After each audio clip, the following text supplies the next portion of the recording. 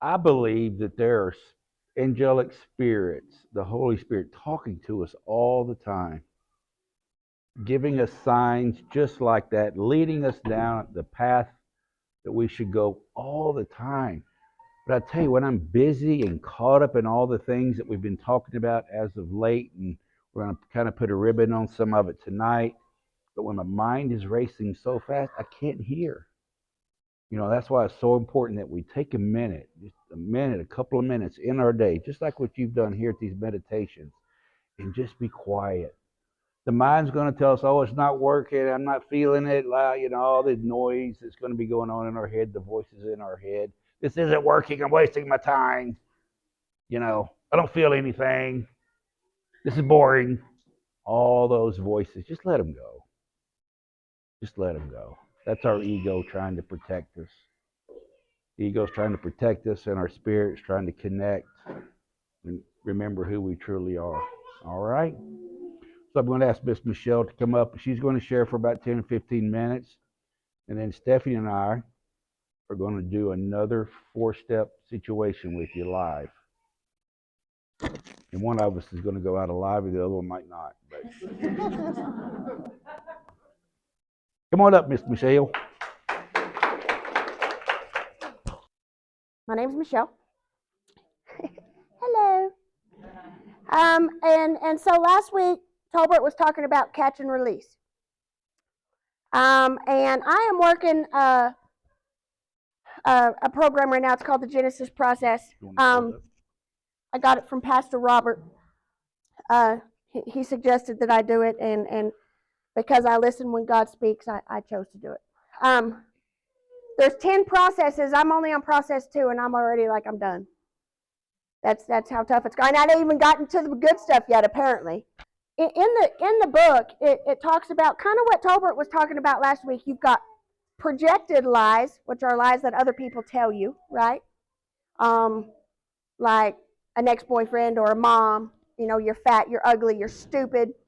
You're holding me back. All these things that people tell us in our life. And then they've got what's called a survival, or is that what it is? A survival lie, which is a lie that we tell ourselves in order to survive. Like, we've been abandoned our whole life. I don't need anybody. I can do this all by myself, right? Last week, Tolbert was talking about what he has allowed because of projected lies that other people have told him, what he has allowed to determine how much of a man he is. I can't pick up a bag of salt, okay? Most of us, it'd be like, dude, you're cool, To him, it was stripping him of the only thing that he had was, I identify with that because my whole life I've always been the trophy girlfriend. Y'all know what a trophy girlfriend is? It sucks, okay? They only wanted me because I was cute. I had a small waist and a big rack, basically, really, okay? They didn't like me because I was smart, because I was funny, because I had a lot to offer. So my entire life, I based how much of a woman I was by my physical appearance only. When I started to gain weight, well, nobody's going to want me. When you're young, your face would break out, I would go into hiding. Why? Nobody wants to be around an ugly girl, right? These are things that I told myself. Now it's to a point to where I really have a hard time getting older because I'm not the trophy girlfriend anymore. Okay? I've got gray hair. Gravity has taken effect on parts of my body, right? Right. I'm starting to age a little bit. All these things that I have held as to this is how much of a woman I am. This is what identifies me. Now I don't have that. And I've really struggled this past couple years with that because I didn't feel I had anything to offer anybody if I wasn't the trophy girlfriend. Lies that I've been telling myself based on how somebody else treated me. Okay? Now, I didn't realize this until last week when Tolbert was talking. They did their step 4 up here on the board. I've done step 4 twice. Not one time have I put myself in that step. Not once. Why do y'all think that is? When you eliminate somebody from your step 4, why do you think you eliminate them? Or you don't feel they deserve forgiveness, correct? They are not even worth my time. I'm not even going to put them in my step 4, right? What I've done to myself. I've got almost 2.5 years of recovery, and I haven't done a step 4 on myself yet. Why? Because I still struggle with the insecurities that I had my whole life. And after a while, I started believing all the horrible things that people said to me, you know? And to this day, I still don't feel that I deserve forgiveness from any of it. Because I'm still holding on to those horrible things that people would say to me, the things that I said to myself to make me feel better about what was going on. I'm still not ready to put myself on the resentment list of things that I did wrong, and what am I going to do to correct it? Because I don't feel I deserve forgiveness. That's a hard pill to swallow. Guys, I thought I had this until last week. I walked out of here with my tail between my legs last week. And my tail's been between my legs all week long. Because I had to start taking a long, hard look at myself, wondering what is so wrong with me that I'm not ready to identify what I need to correct. There's nothing wrong with me. There's not. I'm smart. I'm funny. I'm caring. Thank you. Thank you. And I didn't realize any of this stuff, guys. I know y'all hear me. I've got an ego this big, but it's the hide insecurities that I have. Be honest with you. Mm-hmm. I didn't realize that I had something to offer until last week, when I heard Tolbert sit up here, and he was out honest about what was wrong with him, why he had insecurities, why he determined how much of a man he was by his physical strength, and that has nothing to do with it. And so I've been kind of struggling all week. I didn't even really want to get up here and talk. I know y'all are like, what, Michelle didn't want to be the center of attention? No, not today, I didn't. But I've been kind of forced into the spotlight twice today, so I'm taking that as that's God's way of saying, girl, you've got to get up there and you've got to face it, right? You're here. So I decided to get up and face it in front of people that I feel comfortable with. People that I know are going to love me until I can love myself, right? People that are going to encourage me to feel better about who I am and what I have to offer, you know, which are things that I tend to overlook. I know you tell me I'm beautiful, but I don't believe it.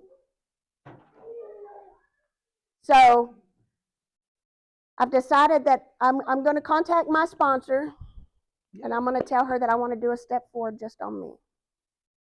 I don't want to put anybody else in it, because that is keeping me insecure and shut down from emotional connections that I want to make with people. And we all know that, you know, we can't do this on our own, right? I can't do this by myself. I have to allow myself those emotional connections, but as long as I hate myself, those are the kind of people I'm going to attract. Those are the kind of people I'm going to choose to connect with. You're here. Right? Those are not the people I want to connect with anymore. So what's the only way that I'm going to get around that? I'm going to have to take a deep, hard look at myself. Why do I feel I'm not worth anything? Why do I feel I have nothing to offer any of you guys? I know I've got 3 sponsees, but guys,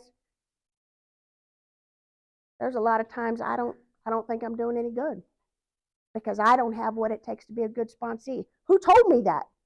Nobody. Why do I believe that? because I'm holding on to all the things that people have told me in my past. And it's damaging me now. And so I'm going to have to fix that before I can make these emotional connections that I want to make with people, including myself. You're doing your steps, you're thinking step 4 is not important. I'm just going to put down like me. My first step 4, guys, I didn't have anybody on the list. I don't hate anybody. I don't have resentments towards anybody. Are you kidding me? Second one, I put down CPS, ex-boyfriend, things like that. I guess the third time around, I'm going to actually have to put down on the list the one that needed to be on the list the first time, right? Yeah. But I wouldn't have known that had I not come into this class, and listened to what Tolbert and Stephanie had to tell me.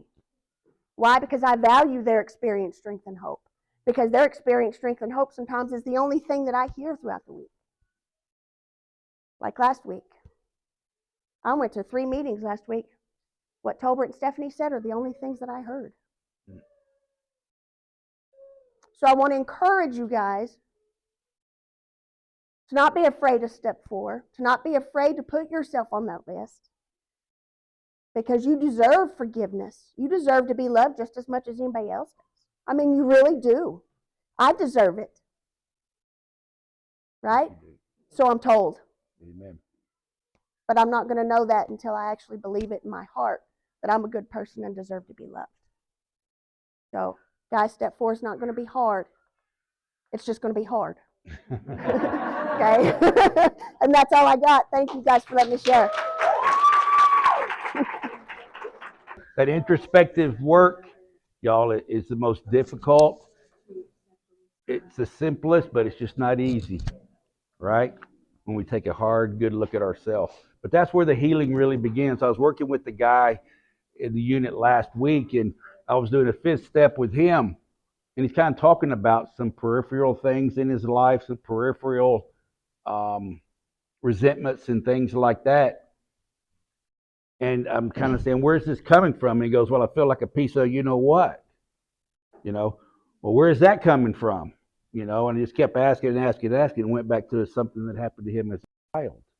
And it was hard for him to look at that. He goes, I didn't even put that on my list because I didn't want to look at that. But you see, it's those are the sources. And it's spin around and around and around and get wider and wider around us that we act out more and more and more due to that source. So sometimes we have to start with the peripheral. She's done it twice, starting with peripheral.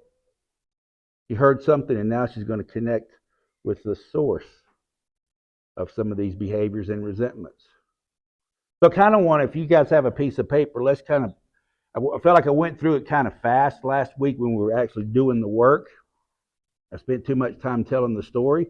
So if you have a pen and piece of paper, let's take out, and Steph and I are going to work on another resentment. Yeah, and I want to say something and add to that too, that this is, I just love getting to hear other people's perspectives because it's progress, not perfection. Absolutely. Right? She's making progress, and that's the whole point. We've both been in this a long time. We're still making progress. We don't do it and we're done. We continue to grow. We continue to dig up these things. God continues to reveal things to us. And it's just, are we willing to do it now or not? Right? She's willing. That just brings me so much joy to my heart because God's still working. He does it. We don't do the work and we're done. No. This is a continual process, right? He's going to give us what we can in the moment. He's going to give us as much as we can handle in the moment. In the beginning, that first 4 step, that's what she could handle in the moment, right? And the same thing, the second one and so forth, but it's going to continue.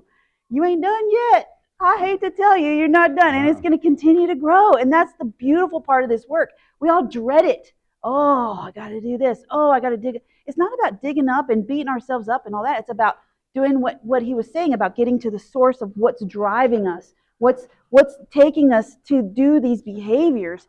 And it's exciting to me, and it's exciting to get to watch, and it's exciting to know we get to play a part in that. And so I hope too, like going out from here, that this is a ripple effect, that this continues to grow and it continues to go out from here, that it doesn't stay here, So What do you want me to do? So, with that, the key element that we have to focus on is, y'all, there is a solution to this. We talk about these pains, these owies that we have, these belief systems that we have about ourselves, but we don't have to be stuck in them. And we went over kind of briefly what we do when we get stuck in them. And that's the cool thing about this is yeah, it hurts, I feel this. However, if I do this and this and this, maybe that feeling will go away. Isn't that what we want? The quick thing is to go out and drink a drug to make the feeling go away, but that's just going to create more bad feelings. So that's an endless cycle that we get into. But let's dig in and deal with this one time. One time, go through the swamp, let's deal with it, and then we move on past it. And that's what we're going to talk about tonight. Some simple things to do when we get caught in that. Because, like she said, we've been sober for a while. And ladies, I got twisted this past Wednesday. It took her to untwist me this past Wednesday, right? You all know for almost 2 months now, this deal that's happening this Wednesday with surgery is finally coming to fruition, right? And I literally have had to do, I was trying to count up, probably a dozen gymnastical somersaults since I found out that I was going to have this surgery in order to get the surgery, because every doctor is trying to cover their butt and not to do surgery to make sure that if something does happen, that they're covered, right? So I've had to do all of these crazy things for the last 6 weeks to try to make this surgery come to fruition. Doctor's appointments, tests, the whole 9 yards, right? And so my last somersault was last Wednesday. I'm thinking I got everything done, everything's looking rocking and rolling. And last Wednesday I wake up, I go to the place I'm going to have the surgery. It's a cute little hospital. I'm loving it. Stephanie's there with me. And they said, we just have to do a blood test. No problem. They weighed me. I've gained 5 pounds. They measured me. I'm 8 inches shorter. I don't care. I don't care at this point. I just want this done. You kind of cared about being an inch shorter. I did care about being an inch shorter, yeah. Be honest. Because I can't make that go back. I could lose weight. Can't make that go back. But anyway, so we argued about my height. But anyway, moving on. So I get to go through it, I get the blood test, I go to work, have a great day there at the prison where we had Kairos coming up, which is a very big spiritual retreat that we have there and revival type thing, and it was amazing. So I had a great day Wednesday, worked a little late. I get in my car about 6 o'clock, and I had this message from the doctor's office that took the one that's doing the surgery. Mr. Davis, how you doing? This is Regina from Dr. Gentry's office. I need to talk to you about your blood test. I call them, and of course they're closed. Right? Dude, where does my mind go? South, so fast. South. Who calls and said, hey, you know what? You got great news. Your blood is awesome. No, you never get a call about that, so I know it's going to be a negative call, right? So I call a friend of mine, I get it out, and you have no idea how brokenhearted I was, because I went there. I went to where they're not going to do it. I mean, my time was set off, Stephanie's off, everything, all the dominoes are right where Talbert wants them to be. Talbert's so happy with what Talbert has done. He's so proud of himself. And then the doctor calls and says, didn't he talk to you about your blood test? All of a sudden, Talbert's not so happy with himself. Right? So all the way home, I'm just, oh my God, what could it be? They're not going to do this. And I'm thinking, this isn't going to happen. This isn't going to happen. This isn't going to happen. My whole world is turned upside down, right? So I get home and I tell Stephanie, the doctor called and said they're not going to do the surgery. That's what in 30 minutes, they're not going to do the surgery. He said, Talbert, let me hear the message. So I let her listen to the message, and it says, Mr. Davis, we need to discuss your blood test results with you. Well, that's a big difference between not doing the surgery. So I go home and I tell they're not doing the surgery. So she kind of brought me down a little bit. But the thing about it is, so we all get caught up in that, right? Think of a time when you've been caught up in that fear. She and I were talking about how to work this today. It's a huge fear But at the same time, it's a resentment because I'm thinking that the doctor is figuring out a way not to work on me. Now, mind you, when I was there, they presented me with a bill from the doctor for $124,000. Right? So y'all need to make sure she gets paid. Thank God for insurance. So I'm thinking, he doesn't want all this money? You know, what? Because I'm pissed at him. He doesn't want to do surgery. But then I'm having this huge fear that I'm not going to get what I want. Man, I'm not a happy dude when I don't get what I want. Right? So I'm telling her, but you want to work it as resentment or fear? It's both. Okay. So now here I am stuck. Let's help Talbert get out of this mess, shall we? Because I don't like being there. I mean, I was worked up. When I got home, I was worried. It messed with my dinner. I couldn't hardly eat. Well, I did eat. But I pretended like it messed with my appetite, but it didn't. But I, had Allie and her sitting at the table. So this is going through the resentment, right? Yes. Okay. Oh, wow. I'm pretty powerful, aren't I? Really, in my mind, I'm amazing, right? So it affects my it affects what parts of my personality does it affect? It affects my self-esteem, affects my security, myself. Did affect our personal relations because I wasn't very nice to her and Allie. I was very quiet. Yeah, just was blue. Ambitions. What am I going to do now? Poor me. So yeah, oh yeah, it was huge pity party. But here we are. So this is what I've done, right? This is what I've created. So Stephanie, help me. All right. So was there anything else that he did?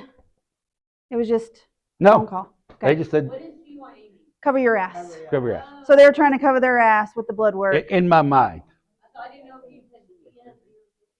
No. Yeah. It's just bullet points. So in the fourth step, we do bullet points, right? We don't need a big, No. they called, they left a message, that, you just need something very to the point. Because this we're not going to talk about, right? This we may.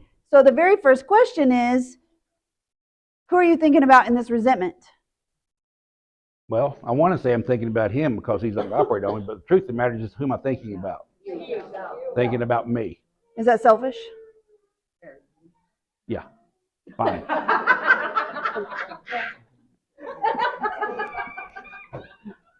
Fine. Yes. Are you trying to play God? It's so God? fun to be mad at him, though, Think about it. It's so fun to be mad at that other person. Yeah. And now I'm realizing, oh! All right. Yeah, yes, I'm being selfish. Are you trying to play God? Oh, yeah. Is that dishonest?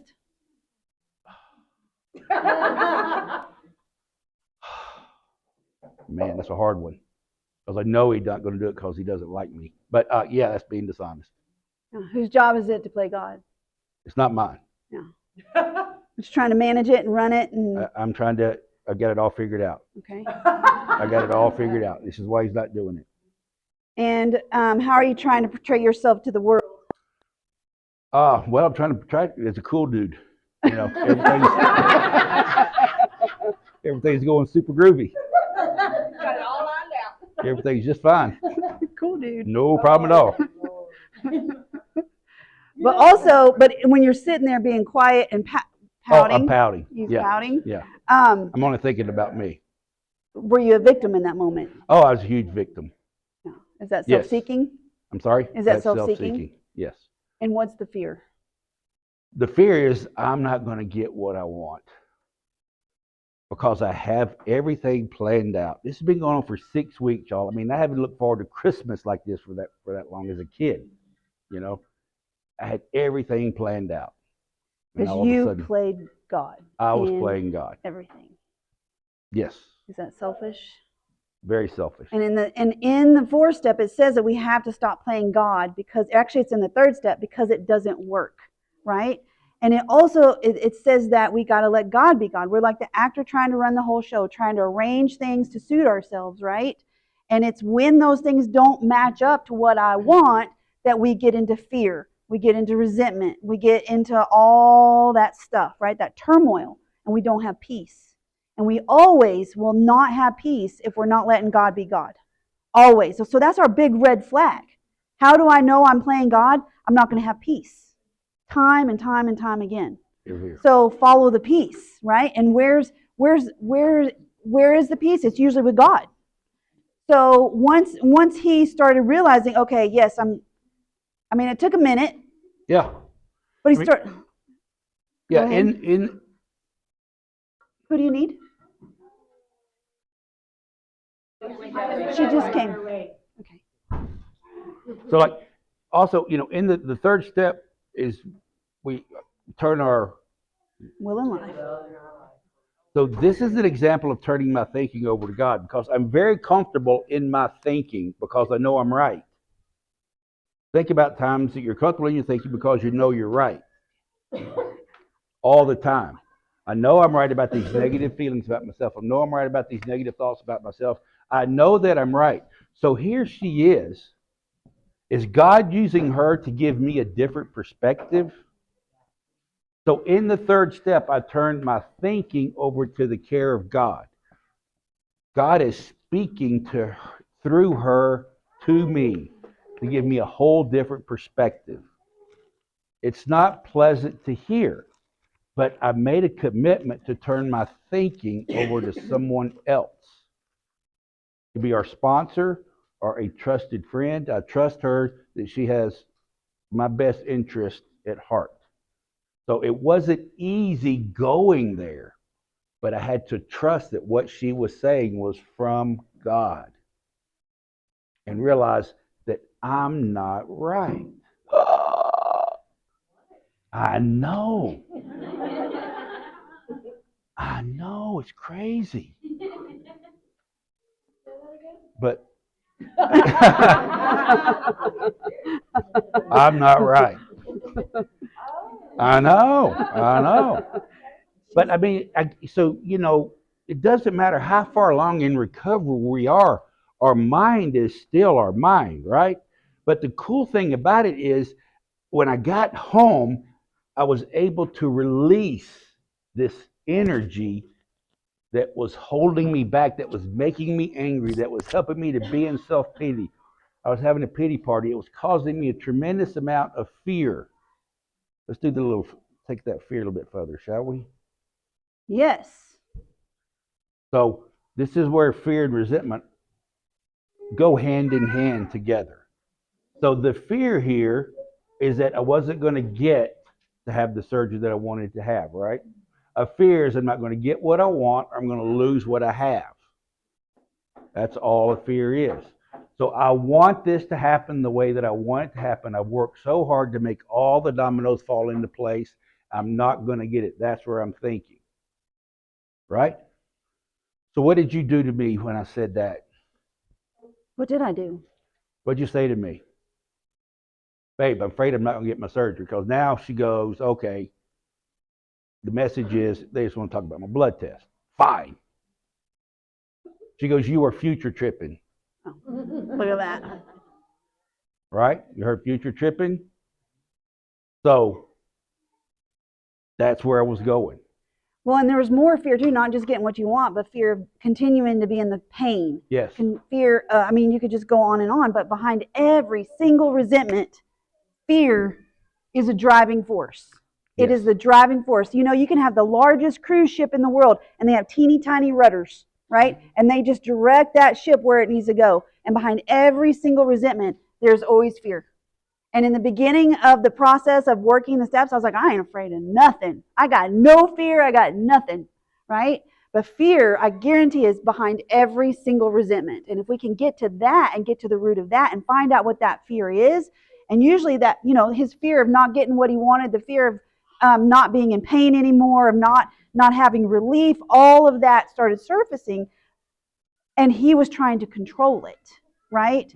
And it says that we have to quit playing God. It says that we have to release these things to God. So once he realized he was doing it, and that was the driving force, that was the moment he had a choice to either keep going down that trajectory, keep letting that rudder direct him where he was going or let God direct him.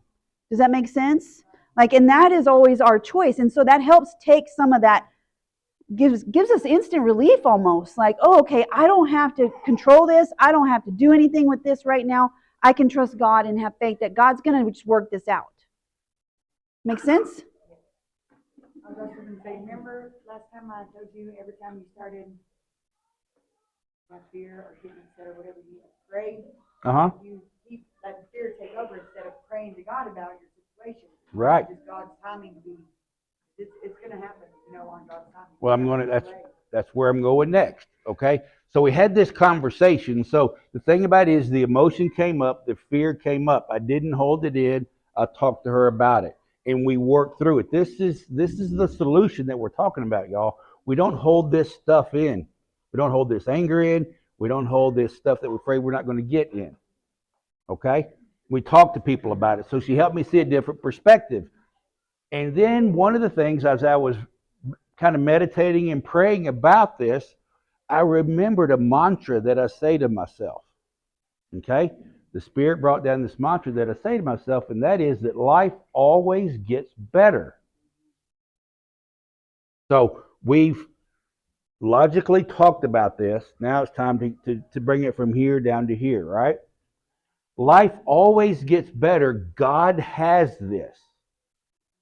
So I had to step back, and I owned the fact that when she brought it to my attention that I was trying to play God, I realized, you know what, you're right. Is it easy to hear? No. Because I want to be right. I'm comfortable at being right. Because I'm always right. But she had to bring it to my attention that you might not be right. So when I recognized that, kind of sat in that feeling a little bit and going, life always gets better. And I had that mantra going through my head. And then I had to step back and say, you know what? Maybe, just maybe, there's a better plan than what I had. Hard to imagine. Really. It's hard to imagine. Right? But the price that I was willing to pay to be right was not worth me being right. Because me being right, not getting what I want, leads to very negative behaviors. Okay? So I had to step back and say, all right, I am not right here. God bless you. Okay? I'm not. Life always gets better. Maybe God has a better plan.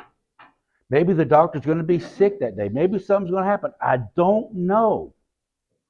But when I'm in the moment, which I was at home, around family, eating Frito pie, life is good, right? Everything is okay when I get in the moment. And I kid you not, that this shut down and this got filled up. My brain shut down, it got quiet. And I literally had like a spiritual experience in the soul of my being. It was like, whoosh, right?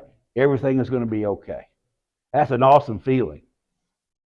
I mean, that is an awesome feeling. Everything is going to, regardless of what I think, everything is going to be okay. And it wasn't simple, but these are easy things to do, aren't they? Simple things to do, but they're just not that easy because I have to shut this down. And I was able to do that. So the next day, get this, the next day at 9 o'clock, I called the doctor. What's up with the blood test? Yeah, what's up with the blood test? Oh, Mr. Davis, your kidney functions are a little off. You might want to see a nephrologist after the surgery. Yeah, and I already knew my kidneys are, that's a whole nother story. I'm not even going to go there, right? But from years of what I did, my kidney functions are always off. So she said, they're off. You're right, they're off. They're always off. She goes, you might want to see a nephrologist after the surgery. Just drink some water. That's a kidney doctor. Nephrology. Nephrology.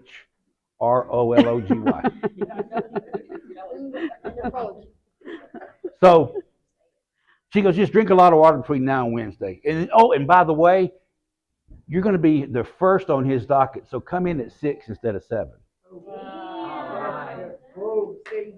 See?